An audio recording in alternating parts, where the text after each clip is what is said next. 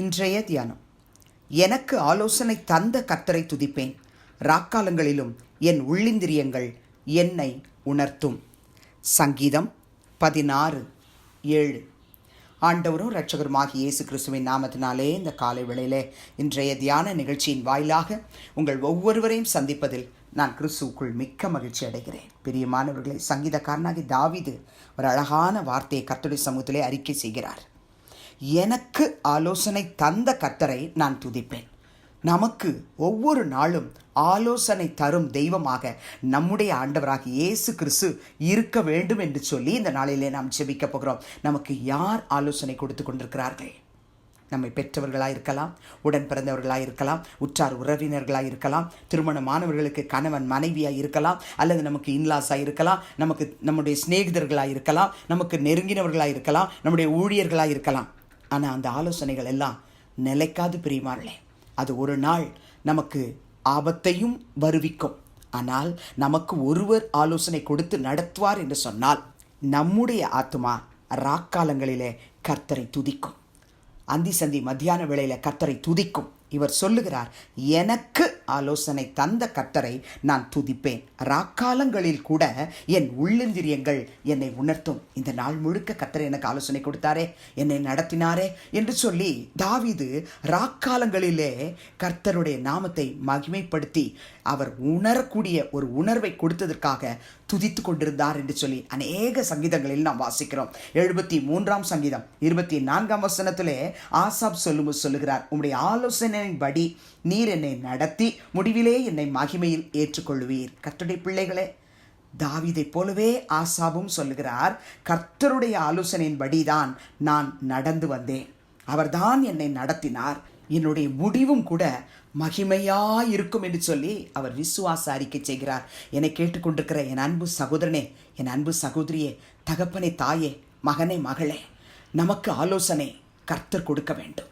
சங்கீதம் 119ஆம் சங்கீதம் 7ஆம் வசனத்திலே சங்கீதக்காரன் எழுதுகிறார், உம்முடைய நீதி நியாயங்களை நான் கற்றுக்கொள்ளும் பொழுது செம்மையான இருதயத்தால் உம்மை துதிப்பேன் என்று. கர்த்தருடைய பாதத்தில் கடந்து செல்லும் பொழுதெல்லாம் அவருடைய கற்பனைகள், அவருடைய நீதி நியாயங்கள் நமக்கு சொல்லித் தருவார்.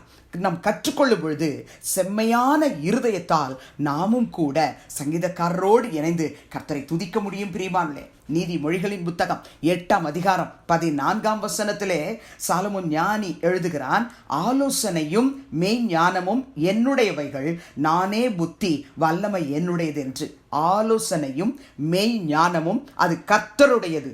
அவர்தான் நமக்கு புத்தி, அவருடைய வல்லமை நம்மோடு கூட இருந்து நம்மை நடத்த வேண்டும். பிரியமானவர்களே, கர்த்தாவே, நீர்தான் எனக்கு ஆலோசனை தர வேண்டும், உம்முடைய ஞானத்தினால் என்னை நிரப்ப வேண்டும், உம்முடைய புத்தியினால் என்னை நிரப்ப வேண்டும் என்று சொல்லி ஜெபிக்கும் பொழுது அதை தருவார். பிரியமானவர்களே, ஆண்டவராக இயேசு கிறிஸ்துவை குறித்து ஏசாயா தீர்க்க தரிசனமாய் ஏசாயா 11ஆம் அதிகாரம் 2 முதல் 4 வரை உள்ள வசனத்திலே ஞானத்தையும் உணர்வையும் அருளும் ஆவியையும், ஆலோசனையையும் பலனையும் அருளும் ஆவியையும், அறிவையும் கர்த்தருக்கு பயப்படுகிற பயத்தையும் அருளும் ஆவியுமாகிய கர்த்தருடைய ஆவியானவர் அவர் மேல் தங்கியிருப்பார் என்று சொல்லி இயேசு கிறிஸ்துவை குறித்து அங்கு தீர்க்க தரிசனமாக எழுதப்பட்டிருக்கிறது.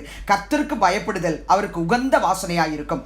அவர் தமது கண் கண்டபடி நியாயம் தீர்க்காமலும், தமது காது கேட்டபடி தீர்ப்பு செய்யாமலும், நீதியின்படி ஏழைகளை நியாயம் விசாரித்து, யதார்த்தத்தின்படி பூமியில் உள்ள சிறுமையானவர்களுக்கு தீர்ப்பு செய்து, பூமியை தமது வாக்கின் கோலால் அடித்து, தமது வாயின் சுவாசத்தால் துன்மார்க்கரை சங்கரிப்பார் என்று சொல்லி ஆண்டவராகிய இயேசு கிறிஸ்துவை குறித்து தீர்க்க தரிசனமாய் சொல்லப்பட்டிருக்கிறது.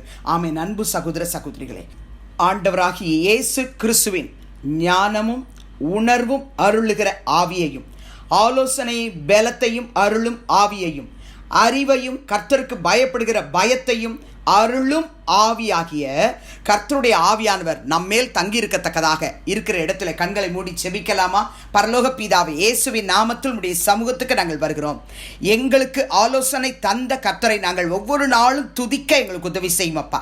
சங்கீதக்காரனாகிய தாவீதை போல ராக்காலங்களிலும் எங்களுடைய உள்ளந்திரியங்கள் எங்களை உணர்த்தும்படிக்கு எங்களுக்கு கிருபை தாரும் ராஜா. தயவு செய்து ஆண்டவரே, உம்முடைய ஆலோசனையின்படி ஒவ்வொரு நாளும் எங்களை நடத்துவீராக. முடிவிலே எங்களை மகிமையிலே ஏற்றுக்கொள்ளத்தக்கதாக கர்த்தருடைய ஆவியானவர் எங்களை நடத்த போகிறதற்காக நாங்கள் உமக்கு நன்றி சொல்லுகிறோம். நீரே எங்களுக்கு ஞானம், நீரே எங்களுக்கு புத்தி, நீரே எங்களுக்கு வல்லமையாய் இருந்து உம்முடைய மெய்ஞானத்தை எங்களுக்கு கொடுத்து எங்களை அதிசயமாய் நடத்தப் போகிறதற்காக உமக்கு ஸ்தோத்திரம். துதி கன மகிமையை உமக்கு செலுத்துகிறோம். இயேசுவின் மூலம் வேண்டுகிறோம் பிதாவே, ஆமென். கிறிஸ்துவுக்குள் பிரியமானவர்களே, இந்த நாளிலே கர்த்தர் தாமே உங்களோடு கூட இருப்பாராக, உங்களை ஆசீர்வதிப்பாராக, உங்களை நடத்துவாராக. ஆமென்.